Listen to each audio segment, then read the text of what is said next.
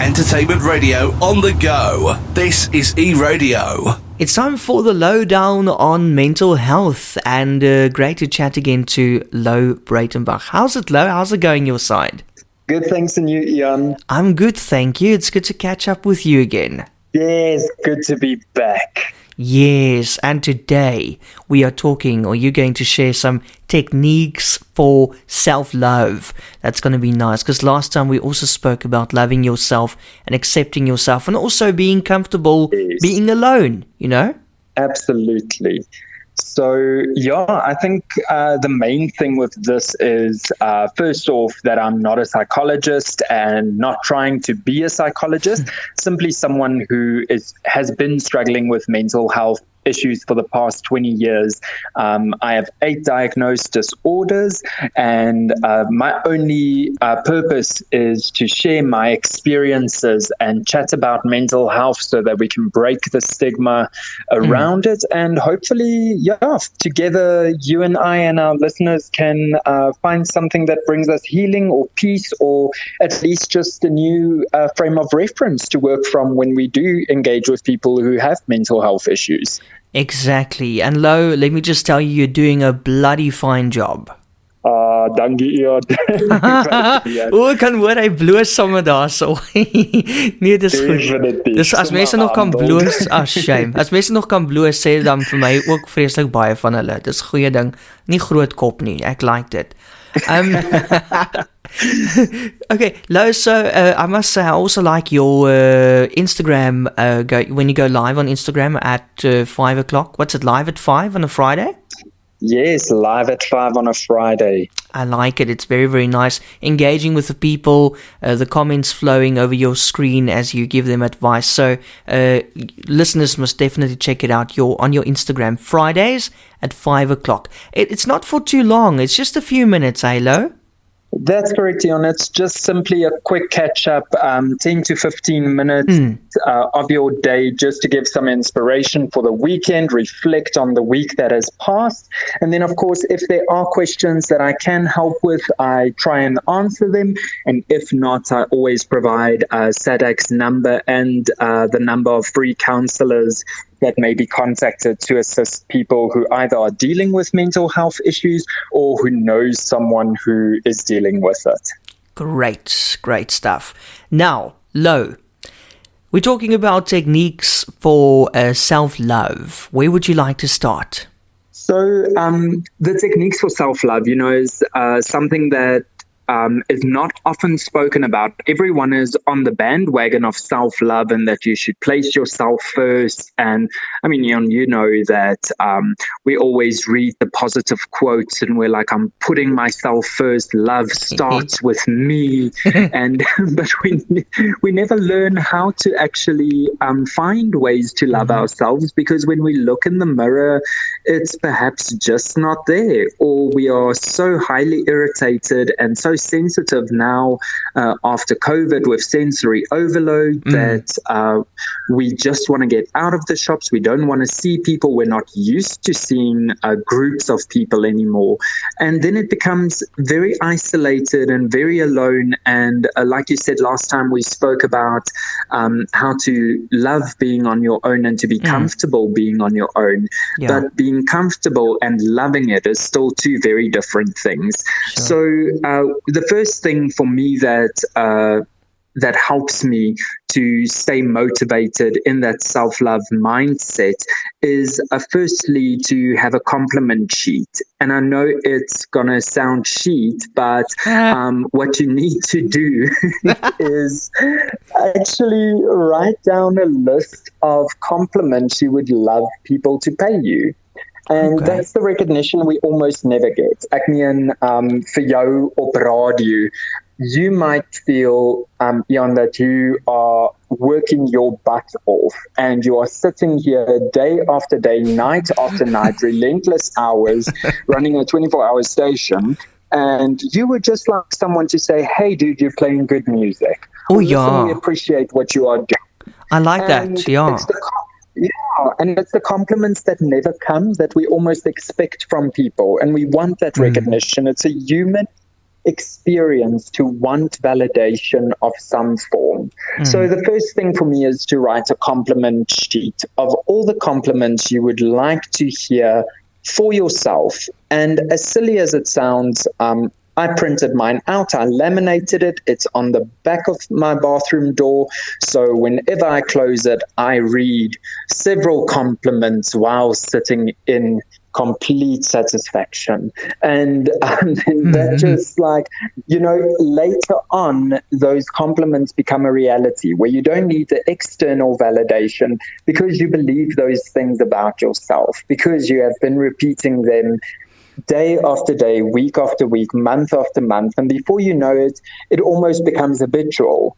You go brush your teeth, you come out the kitchen or wherever you want to put it, maybe on your desk if you sometimes work with some of the people I do, and trust me, I love them a lot, but partykeer kort mense net so 'n bietjie boeremoed. Then I go, you are worthy of self-love. You are worthy of the time you are putting in. You are doing such a great job at this company. Yeah. And self-motivate. And although it's not a direct form of love per se in the way that we might want to be held or comforted, it is a way to give yourself validation and to give yourself love that you deserve and the compliments that you deserve. Definitely. And, we just spoke off air about being an entrepreneur and running your own business, especially in these times. It's damn hard. And I just want to say, I also have a bed in my studio, so go figure. You see hard times. And that ties in with my second little tip of the day for self-love is to write to-do lists and to have gratitude journals. And those two go hand in hand, even though it's two completely different things. A to-do list for me, and you might wonder what it has to do with self-love.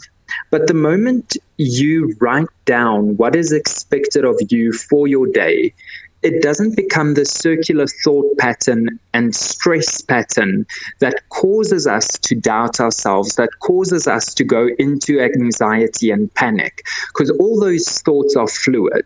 The moment we write it down, it becomes solid, and we have to find a plan of success before that commotion of everything we have to do becomes stress and anxiety, because stress and anxiety leads to us breaking down our own self-esteem and saying, this is too difficult, this is too hard, I just don't have the time, I can't please everyone, I'm so ashamed of not being the friend I want to be, or so ashamed that I didn't phone this one on their birthday, I really just forgot, I really didn't have time.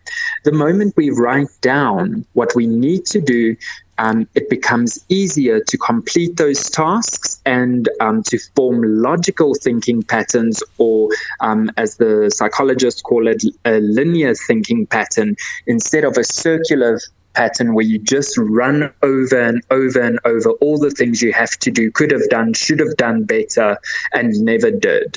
So that's the first one that ties in with the gratitude journal. And your gratitude journal is something that should be on your desk daily. And as you go throughout your day, to write down the things that you are thankful for. Now, the trick here is, and Ian, I really want you to try this in the week. It becomes damn difficult. I did it myself. The trick here is you cannot repeat anything on day 2 or day 3 or day 4 or even a week from there. So you can't be thankful for your dog and your house and the fact that you have food and clothing today and repeat it tomorrow. Tomorrow has to be a new set of things you are grateful for. Sure. And we aim for 5 to 10 things to be grateful for. En Nathaniel sê dit so mooi, want hy sê as jy niks het om voor dankie te sê in 'n dag nie, noem jou hond dankie, want ten minste elke keer as jy jou hond roep, gaan jy vir iets dankbaar wees. Ek hoor al sy stem wat dit sê. Ja, maar dit is baie waar. Maar ek wonder hoe lyk daai gratitude journal na soos 20 dae of 'n maand. Jy weet, later dan sê jy dankie vir die stof op jou venster seker. It is, but I think that's the whole point of it. Yeah, is you look to for make it. us realize that there is gratitude in the smallest things of life. The air you breathe, the flower that is blooming, even the dust. Good Lord, at least we are surviving. You know? At least there's a wind blowing amongst this heat. And Sure. so the fact that there's dust is a sign that there at least is wind in the middle of a heat wave in Johannesburg. Yeah, but, exactly. It's about finding those small things and finding small patches of energy in the day that helps you carry on. Because the moment you change your mindset to gratitude and you are thankful for things, it's easier to love. It's very difficult to love something you absolutely hate. And then when you become thankful for it, it's easier to love. You know, if you look in the mirror and you look at your body and you go, oh, this is not the picture I want to see. I hate my nose. I hate my belly. I hate my hips.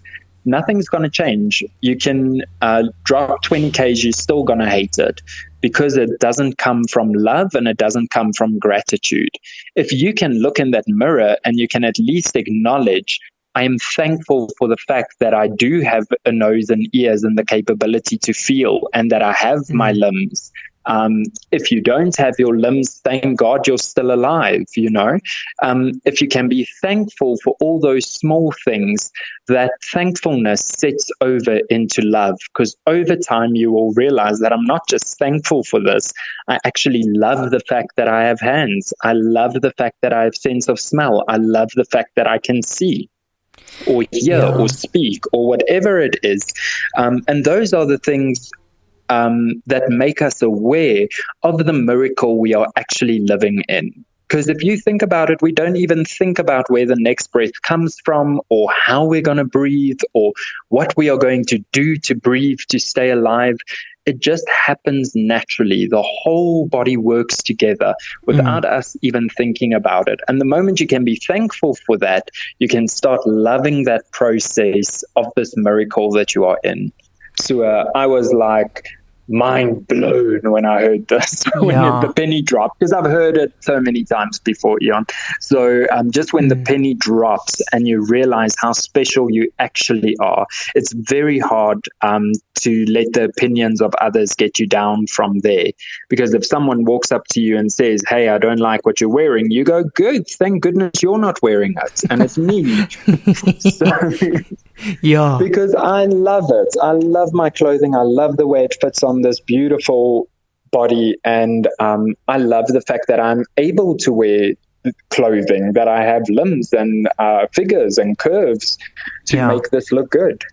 Yeah, definitely. Most definitely. Louw, I think that was a great topic today, and next week is going to be also very, very interesting. You're going to talk about, for F's sakes, 4 steps to. No, I'm not saying that to you. It's what's written here. For F's sakes, 4 steps to mental freedom. So that's going to be interesting as well. Thank you as always for your advice. Much appreciated. Thanks so much for the opportunity. I'm looking forward to chatting to you again. Okay, and ditto. And remember to catch Louw on his Instagram this Friday at 5 o'clock. What is your handle or your tag or whatever you call it on Instagram? The handle is just at Louw Breytenbach 02, and there's also a page dedicated solely to mental health, which is the Louwdown quote, where we often post memes and share stories and infographics of mental illnesses and where people can find help and helplines available in South Africa. Okay, thank you so much, Louw, and thank you for what you're doing. You're doing a great job. Thanks so much, Ian. Appreciate it. Till next week.